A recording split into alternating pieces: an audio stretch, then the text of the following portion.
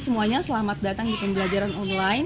Jangan lupa selama COVID-19 ini seluruh kegiatan belajar kalian dilakukan secara online. Jadi kita melakukan BDR, belajar di rumah. Bertemu kembali dengan saya Ibu Nira Rosdiana untuk pelajaran pemanduan wisata atau tour guiding. Saya sifatnya hanya melanjutkan apa yang sudah kalian peroleh waktu kelas 11 dengan Mr. Barja.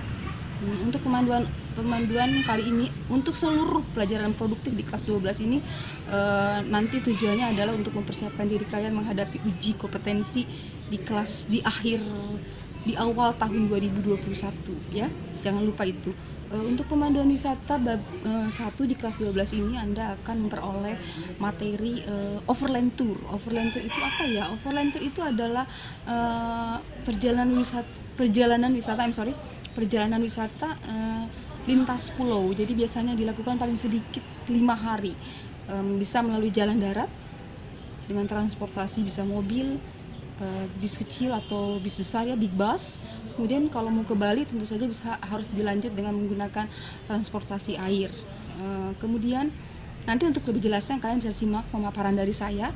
Nanti saya akan berikan melalui PowerPoint dan cuplikan video YouTube. Jangan lupa by the end of the lesson, di akhir pembelajaran kalian akan memperoleh tugas. Nanti disimak baik-baik dan tentu saja tugasnya juga harus dikirimkan secara online. Kalau ketika mendapat materi nanti kurang jelas, kalian bisa menghubungi saya di grup yang sudah kita miliki bersama. Jangan lupa ya, tetap semangat walaupun keadaannya seperti ini. Kita harus tetap punya jiwa atau semangat yang tinggi buat belajar. Semoga kalian sehat selalu dan selamat menyimak pembelajaran dari saya. Oke, terima kasih. Hello everybody. Selamat datang kembali dengan saya. Seperti yang tadi saya bilang di video sebelumnya, like I said before in the previous video, untuk pertemuan pertama ini kita akan membahas tentang overland tour. Overland tour itu apa? Nanti akan lebih jelasnya bisa disimak pemaparan melalui PowerPoint dan cuplikan video YouTube. Saya ingatkan kembali, jangan lupa untuk memberi komen setelah kalian menyimak materi ini. Nanti seperti biasa, di akhir pembelajaran akan ada tugas untuk Anda. Nanti tugasnya juga dikirim kembali melalui online. Oke, mari kita mulai aja ya.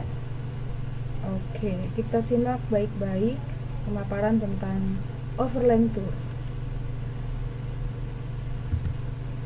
Oke, overland tour. Di awal video tadi saya bilang overland tour itu adalah perjalanan wisata lintas pulau ya. Mari kita simak baik-baik. Please observe this video. Please observe these pictures. Sini ada 3 buah gambar ya. Disimak baik-baik. Ini hanya ilustrasi saja. Overland Yogyakarta to Bromo, 2 days 1 night. Karena ini starting pointnya dari Yogyakarta ya. Jadi hanya memakan waktu 2 hari 1 malam. Tapi kalau untuk kita yang tinggal di daerah Bogor, Jakarta, ini saya punya peta ya. Ini perhatikan, ini peta di sini. Ini originnya atau starting pointnya bisa dari Jakarta, Bogor atau Bandung. Ini lintas pulau, jadi ada beberapa daerah yang dilewati. Jadi kalau misalnya 8 hari ya, setidaknya kalau untuk ke Bali.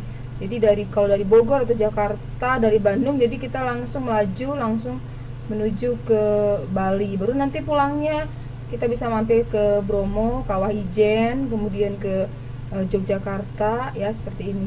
Jadi ini contoh daerah-daerah yang dikunjungi kalau kita akan melakukan perjalanan wisata lintas pulau atau overland tour. Oke ya, ini hanya ilustrasi aja. Ini berarti perjalanannya dilakukan dengan kendaraan bis. Oke, next ya. Diharapkan setelah menyelesaikan materi ini kalian sanggup menganalisis pemanduan wisata overland tour dan melaksanakan pemanduan wisata overland tour. Kurang lebih seperti itu. Next. Ini kurang lebih artinya overland tour itu adalah perjalanan wisata melalui jalur darat ya, dan menyeberang antar pulau. Tadi kan di awal video saya bilang untuk menyeberang kita bisa menggunakan ferry. Kalau mau ke Lampung berarti kita ke Bakahuni ya, Merak. Terus kalau mau ke Bali berarti menyeberang lewat Gilimanuk, seperti itu. Sebetulnya kalian bisa mencari sumbernya banyak banget kok ya, di internet lewat Google banyak banget contoh-contoh paket wisata overland tour. Oke, saya lanjutkan dulu ya. Overland tour biasanya menggunakan kendaraan yang dapat dipilih sesuai dengan jumlah peserta. Jadi berapa pax? Kalau cuma sekian orang misalnya bisa pakai small bus atau medium atau big bus. Nanti kalau untuk menyeberang ya kita dilanjut menggunakan kapal feri, kurang lebih seperti itu. Nah ya, next.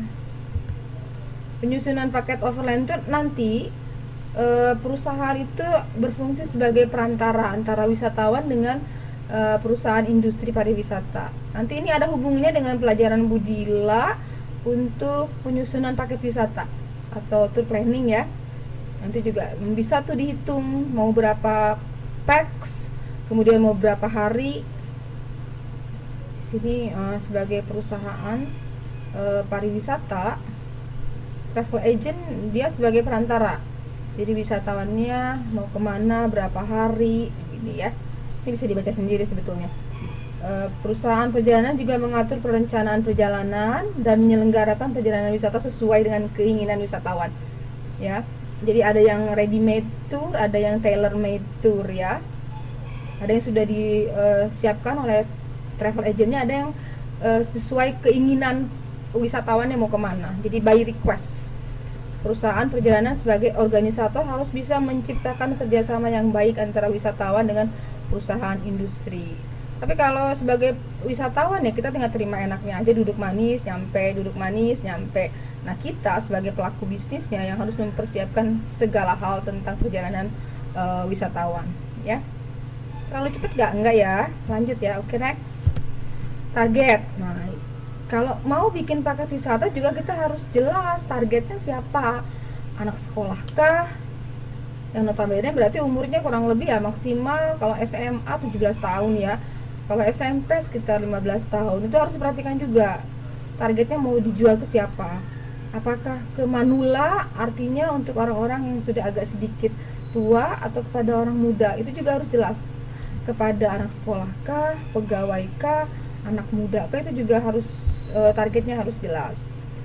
Harus diperhatikan kepada siapa paket akan dijual. Perjalanan wisata adalah perjalanan yang memakan waktu berhari-hari.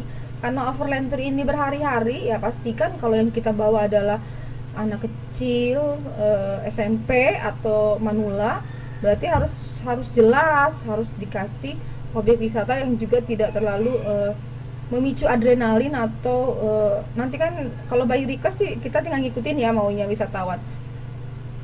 Harus jelas juga misalnya pemberhentiannya di mana. Kalau kita jadi tour leader itu kita harus tahu persis bagaimana cara membawa wisatawan. Oke, next ya. Tuh perjalanan yang memakan waktu berhari-hari dan melalui jalan darat bahkan melintasi selat. Itu yang tadi saya bilang ya. Bisa sampai menggunakan kapal feri untuk melanjutkan perjalanan. Next.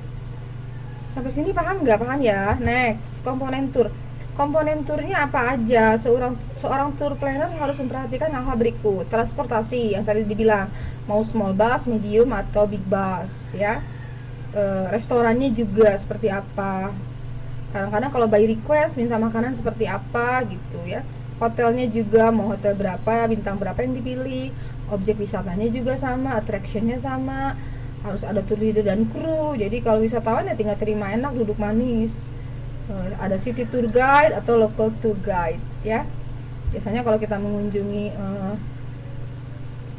Borobudur, kita kan nggak mungkin bisa menjelaskan ya, misalnya nanti ada, jangan takut, nanti ada local tour guide seperti itu. Next, ini sebetulnya hanya melanjutkan materi dari kelas 11.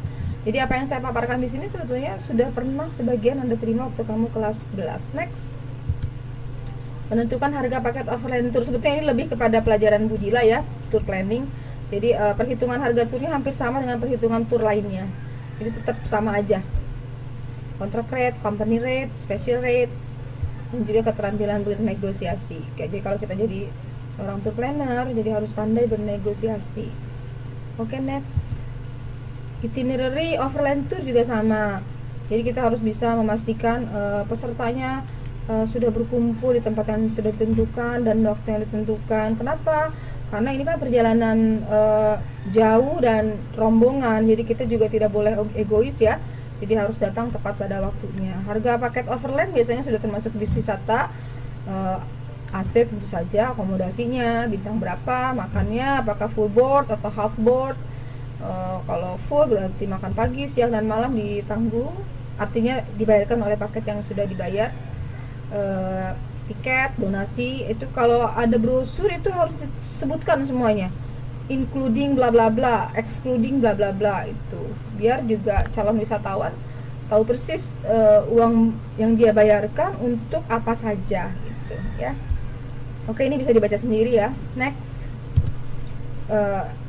remember ya, ingat, tolong diingat, paket tour yang disusun itu harus memperhatikan hal-hal yang ditinjau dari segmen pasar. Jadi kalau anak sekolah misalnya jangan terlalu mahal, berarti kan kalau orang travel agent itu paham sekali cara mainnya seperti apa ya. Dan yang lagi tren, jadi kalau sekarang trennya lagi apa nih, wisata sekarang trennya apa misalnya, itu yang harus kita kejar biar untuk menarik minat calon wisatawan. Oke, next, ini contoh transportasinya ya, ini hanya ilustrasi aja sekali lagi. Jadi big busnya pastikan yang recline, ada AC-nya otomatis, pokoknya lengkap deh, kurang lebih seperti ini. Dan ini perjalanan, ini hanya sekali lagi nih hanya ilustrasi ya. Ini itu ada kapal feri untuk lanjut kalau mau ke Bali atau ke Lampung.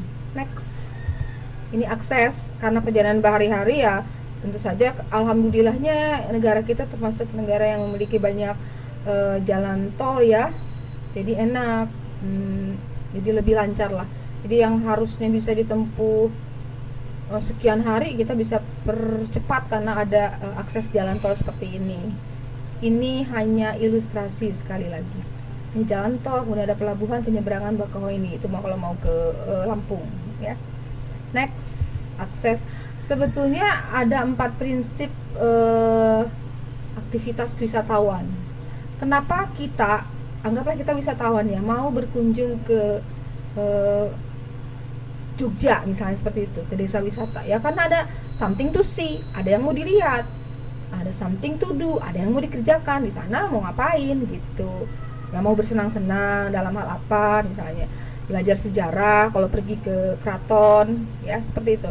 Ada something to feel, ya namanya orang jalan-jalan, yang apa yang dicari ya, kesenangan dong ya, jadi merasa bahagia, merasa happy, merasa relax seperti itu. Dan ada something to buy kalau pulangnya, makanya kalau di tempat wisata banyak sekali souvenir shop, karena memang tujuannya ya kalau habis dari mana-mana pasti kita pasti ingin membeli sesuatu untuk oleh-oleh bawa pulang. Jadi ada 4 prinsip aktivitas wisatawan ketika seseorang atau wisatawan itu berkunjung ke suatu tempat wisata. Ada yang dilihat, ada yang dikerjakan, ada yang dirasakan, dan ada yang dibeli. Something to see, to do, to feel, and to buy. Oke, next. Ini perjalanannya seperti ini ya, namanya berhari-hari, pagi, siang, malam, kita belum pernah melihat. Itu kalau pagi indah banget ya pemandangan di luar. Terus kalau lagi melintasi lautan seperti ini kurang lebih. Nah, kalau Anda jadi tour guide atau tour leader, berarti ya kurang lebih itu yang harus Anda lakukan tuh, memandu city side ya, karena wisatawan tidak boleh didiamkan, artinya harus diajak terlibat dalam suasana. Jadi mereka harus merasa senang ketika berjalan-jalan. Oke, next. Contoh ya, ini sekali lagi adalah ilustrasi contoh paket wisata overland. Ada yang 5 hari, ada yang 10 sampai 13 hari, tergantung tujuan. Sekali lagi tergantung tujuan. Oke ya, itu contohnya. Nanti banyak Anda bisa cari sendiri. Ini beberapa objek wisatanya, ada Candi Borobudur, ada Sunset di Kuta, ada Pahawang itu di Lampung, banyak sekali di Lombok, banyak sekali objek wisata di Indonesia yang belum terjamah, yang begitu indah banget ya. Ini contohnya seperti ini. Next. Oh iya, tadi saya bilang akan ada tugas ya. Jadi assessmentnya Penilaiannya nanti akan diberikan melalui sebuah tugasnya adalah make a simple guide comment for the overland tour Bogor, Bali, Bromo, Jogja, Bogor lagi. Jadi from Bogor to Bogor, jadi originnya Bogor, terus tujuannya berikutnya ke Bali, Bali pulangnya mampir di Bromo, Bromo kemudian Jogja, kemudian ya pulang lagi ke Bogor. Yang harus Anda lakukan apa? Yang harus Anda lakukan adalah make a simple guide comment. Jadi buat paparan guide comment, guiding kurang lebih 10 menit pertama ketika Anda membawa turis menuju ke Bali, Bromo, Jogja. Itu mulai dari awal Anda berdiri, apa yang harus Anda lakukan 10 menit pertama, ngomong apa aja, itu guide comment ya. Mungkin sekalian dijelaskan juga tour itinerary-nya, objeknya bebas apa aja. Ingat, saya ngomong begini karena saya tahu persis Anda kelas 11 sudah pernah oleh Pak Barja, jadi saya sifatnya hanya melanjutkan aja ya. Dan dikirim kembali kepada saya melalui e-learning juga ya. Kurang lebih saya kasih waktu 14 hari dari Anda menerima materi ini. Oke. Kemudian nanti di akhir pembelajaran ini sebentar lagi kalian akan simak sebuah contoh overland tour yang dilakukan oleh salah satu SMK di Jakarta. Keren banget. Mudah-mudahan kita anak SMK Prita, anak UPW-nya juga bisa melakukan perjalanan ke Bali. Jadi silahkan nanti ditonton ya. Contoh aja seperti ini loh yang namanya overland tour. Mereka mau pergi ke Bali. Kurang lebih 8 atau 10 hari kalau nggak salah ya. Nanti disimak baik-baik aja videonya. Untuk sementara saya cukupkan sampai di sini. Jadi habis nonton video, oke. Thank you for watching me. Thank you for watching and see you in the next chapter. Oke, bye bye.